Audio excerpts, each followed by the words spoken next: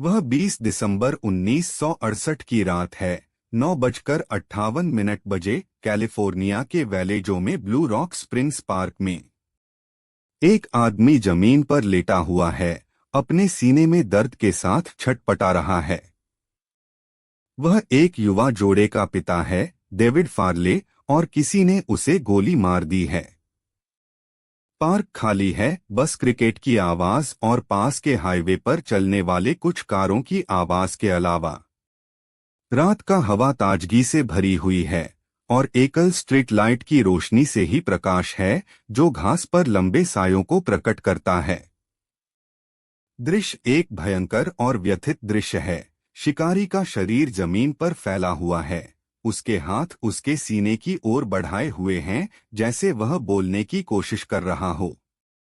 एक छोटा खून का पूल उसके चारों ओर बनने लगा है और उसकी आंखें आकाश की ओर देख रही हैं जैसे वह भयभीत हो। हवा में गन पाउडर और पसीने की गंध भरी हुई है और दूर से सायरन की आवाज बढ़ रही है। दूर एक आकार दिखाई दे रहा है जो दृश्य से भाग रहा है, उनके चरणों की आवाज रात के हवा में गूंथी जा रही है।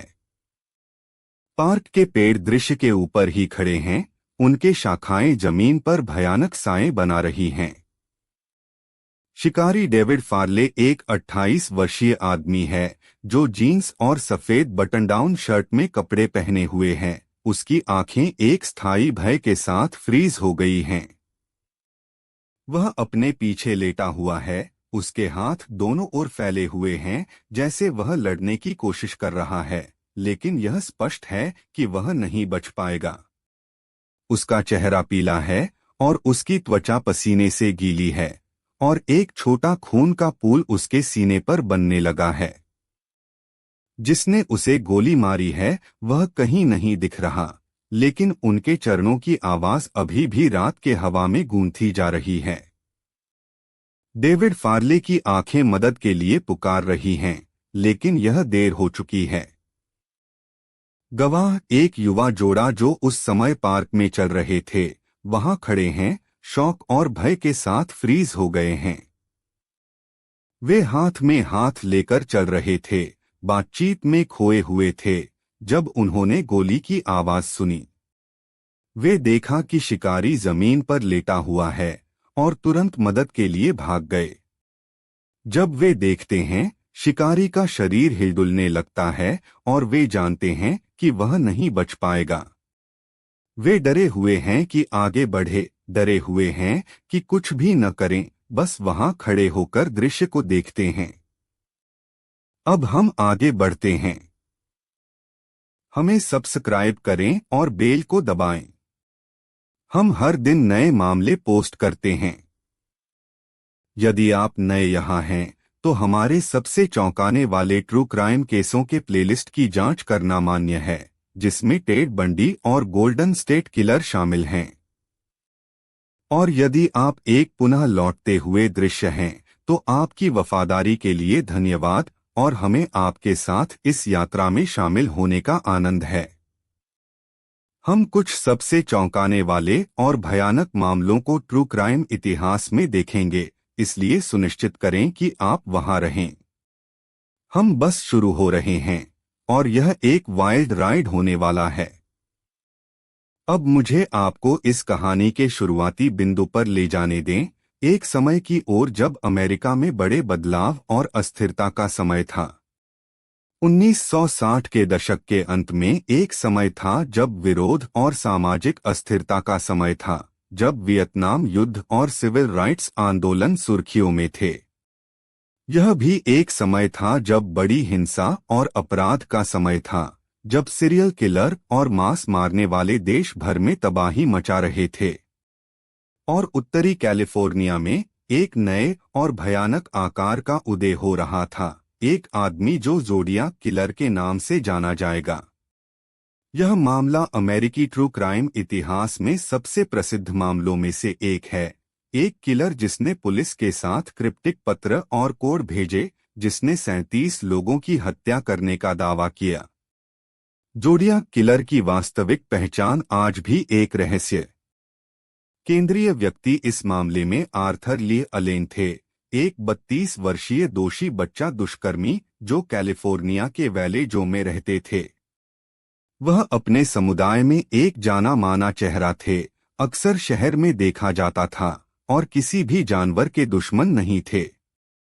अलेन एक शांत आदमी था जो खुद को अलग रखता था, लेकिन जिन्होंने उसे जानते थे उन्होंने कहा कि वह दोस्ताना और विनम्र था। वह अपनी मां के साथ एक साधारण घर में रहते थे, जहां वह अक्सर अपने कमरे में घंटों बिताते थे, अपने मॉडल ट्रेनों पर काम करते थे। एक विक्रेता के रूप में अलेन की नौकरी को दैनिक रूप से लोगों के साथ संवाद करना था, जो उन्हें समाज में मिलाने में मदद करता था। आर्थर ली अलेन का दैनिक जीवन दिखने में सामान्य था। वह घर से काम करने वाले एक विक्रेता के रूप में काम करते थे, जो लंबे समय तक ग्राहकों के साथ बातचीत करते थे और उनकी विक्रय कौशल के कारण उन्हें अपने समुदाय में एक पसंदीदा व्यक्ति बन गया। अलेन के पास एक प्रतिष्ठा थी कि वह हमेशा मदद करने के लिए तैयार रहते थे। उनके परिवार की जिंदगी सामान्य थी, जिसमें उनकी मां के साथ एक करीबी संबंध था जो उनकी देखभाल करती थी। इसके बावजूद कई लोगों ने पूछा है कि अलेन क्या एक गहरे सच को छुपा रहे थे जो सतह के नीचे था। अलेन की जिंदगी का एक सबसे रोचक पहलू यह है कि वह एक दोस्ताना, संबंधित व्यक्ति की तरह दिखते थे। उन्होंने कभी एक दुष्ट या किसी ऐसे व्यक्ति के रूप में खड़े नहीं हुए जिसे दूर करना चाहिए, जो उन्हें इस तरह के विशाल अपराधों के लिए संदेह करने में मुश्किल बनाता है। अलेन की शांत भावना और आरक्षित व्यक्तित्व अक्सर लोगों को उन्हें कम करके आंकने के लिए प्रेरित करते थे। जिन्होंने उन्हें जानते थे उन्होंने कहा कि वह एक शांत, अनुमानित व्यक्ति थे जिन्हें कोई दुश्मन नहीं था। यह इस बात को संभव बनाता है कि जांचकर्ताओं को ज़ोडियाक किलर के अपराधों से जुड़े किसी भी संबंध को इकट्ठा करने में मुश्किल हो गई। अलेन के साथ अन्य लोगों के संबंध जटिल और बहुस्तरीय थे। उन्होंने अपनी मां के साथ एक करीबी संबंध था जो उन पर पूरी तरह से भरोसा करती थी, और उनके पड़ोसी अक्सर उन्हें अच्छा और दोस्ताना बताते थे। अलेन का सामाजिक नेटवर्क छोटा था, जो उन्हें अपने वास्तविक प्रकृति को छुपाने में आसान बना सकता था। इसके बावजूद अलेन के साथ एक संख्या में जान पहचान वाले लोग थे जो अक्सर उन्हें स्थानीय आयोजनों में देखते थे। यह पता चला कि अलेन के संबंध जांच में ज़ोडियाक किलर की पहचान में एक महत्वपूर्ण कारक बन गए। वर्षों के दौरान अलेन की व्यवहार में वृद्धि हुई। यह बताया गया है कि उन्होंने अजीब व्यवहार करना शुरू किया, अक्सर अपने विक्रय मार्ग पर संदिग्ध व्यवहार करते थे और असामान्य फोन कॉल्स करने के लिए पे फोन से करते थे। इसके बावजूद अलेन की दोस्ताना भावना और दोस्ताना व्यक्तित्व ने उन्हें निर्दोष होने का एक मुखौटा बनाए रखने में मदद की। उनके सहयोगियों और जान पहचान वाले लोगों ने उन्हें अस्थिर बताया, लेकिन उन्हें यह नहीं बताया जा सका कि यह क्या था। अलेन की व्यवहार में वृद्धि हुई, लेकिन यह तब तक नहीं हुआ जब तक कि जांचकर्ता उन्हें ज़ोडियाक किलर के अपराधों से जोड़ने में सक्षम नहीं हुए। यह ध्यान देने योग्य है कि अलेन की व्यवहार में वृद्धि ज़ोडियाक किलर के अपराधों के शिखर पर पहुंचने के साथ हुई। कई लोगों ने अनुमान लगाया है कि ज़ोडियाक किलर के अपराधों के लिए एक उच्च प्रोफाइल मामले में एक संदिग्ध के रूप में होने के कारण अलेन को दबाव में लाया गया हो सकता है। ज़ोडियाक किलर के अंतिम ज्ञात पत्र भेजने से पहले कुछ महीनों के दौरान अलेन की व्यवहार में वृद्धि हुई, और कुछ लोगों ने यह भी बताया कि उन्हें कई बार एक गन के साथ देखा गया था। जांचकर्ताओं वैलेजो कैलिफोर्निया में एक ठंडी रात थी, 20 दिसंबर 1968 को। तापमान 48 डिग्री फ़ारेनहाइट तक गिर गया था, जिसमें प्रशांत महासागर से एक नरम धुंधली आ रही थी। सड़कें कमजोर रोशनी से भरी हुई थीं, जिसमें कभी कभी कारें गुजरती थीं और शांति को तोड़ती थीं। अंधकार अपने आप में जिंदा था और यहीं पर इसी रात एक विचित्र अपराध की शुरुआत हो रही थी। वैलेजो के निवासियों को पता नहीं था कि उनका शांत शाम अचानक एक बेकार की हिंसा के द्वारा तोड़ दिया जाएगा। इस भयानक रात से पहले कुछ महीनों से ज़ोडियक किलर ने वैलेजो पुलिस विभाग के साथ विचित्र पत्र और कोड भेजे थे, जिसमें एक श्रृंखला के घिनौने हत्याओं के लिए जिम्मेदारी लेते हुए दावा किया था। पुलिस हालांकि अनिश्चित थे कि ज़ोडियक किलर वास्तव में अपराधों के पीछे था या केवल एक चतुर मेंबर था। जांच काफी समय से चल रही थी, जिसमें कोई भी सुराग या संदिग्ध नहीं थे। दिनों के साथ मामले की सार्वजनिक रुचि बढ़ी और मीडिया ने ध्यान देना शुरू किया। लोग अपनी सीटों के किनारे बैठे हुए थे, जानने के लिए कि आगे क्या हो सकता है। यह लगभग 9:45 बजे था जब डेविड फार्डे 17 और बेटी लू जेनसन 16 ने निर्जन ब्लू रॉक स्प्रिंग्स पार्क की ओर एक ड्राइव करने का फैसला किया। उन्होंने हाल ही में एक हाई स्कूल डांस से निकले थे और रात की शांति का आनंद ले रहे थे।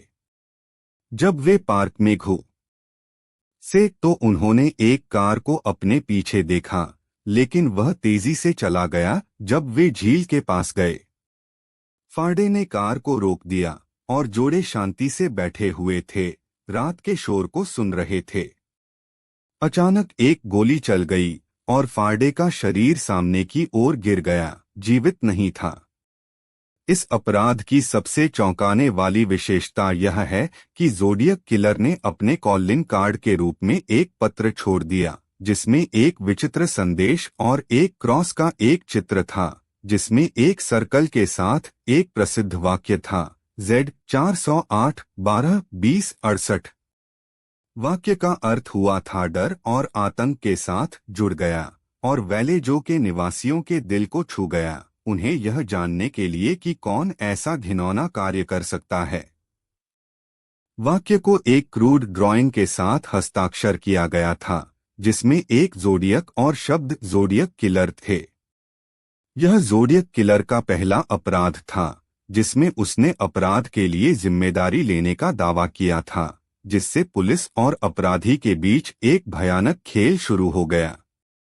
शहर में फैली हुई भय की भावना कई सालों तक नहीं दूर हुई। पुलिस के पास अधिक सवाल थे और जवाब नहीं। पुलिस ने घटना के समय को इकट्ठा करने की कोशिश की और जांच केवल शुरू हुई थी। जब वे घटनास्थल पर पहुंचे तो उन्हें फार्डे का जीवनहीन शरीर भी पर गिरा हुआ मिला, जिसमें फार्डे और जेनसन के शरीर भी पड़े हुए थे। पहले अधिकारी पर घटनास्थल पर एक दुर्भाग्यपूर्ण दृश्य मिला, जिसमें एक 17 वर्षीय लड़के की हत्या और एक 16 वर्षीय लड़की की घिनौनी हत्या थी। उन्होंने फार्डे की कार को भी पाया, जिसमें डैशबोर्ड पर एक नोट था, जिसमें लिखा था, मैं अपनी पत्नी शारोन से प्यार करता हूं। ज़ोडियक किलर का विचित्र नोट जांच का एक मोड़ बन गया, लेकिन यह एक जटिल और निराशाजनक मामले की शुरुआत थी जो आगे चलकर कई और लोगों की जान ले जाएगा। 4 जुलाई 1969 को सुबह 9:45 बजे पुलिस ने पहली बार लेक हरमन रोड, कैलिफोर्निया में एक गोलीबारी के बारे में कॉल पर प्रतिक्रिया दी। वे वहां पहुंचे जहां 17 वर्षीय डेविड फाराडे का शव मिला, जिसे उसकी 16 वर्षीय गर्लफ्रेंड बेटी लू जेनसन के साथ गोली मारकर हत्या कर दी गई थी। जांचकर्ताओं ने हत्यारे की तलाश शुरू की। एक कंपोजिट स्केच बनाया गया जो दोषी की पहचान के लिए गवाहों की विवरण पर आधारित था।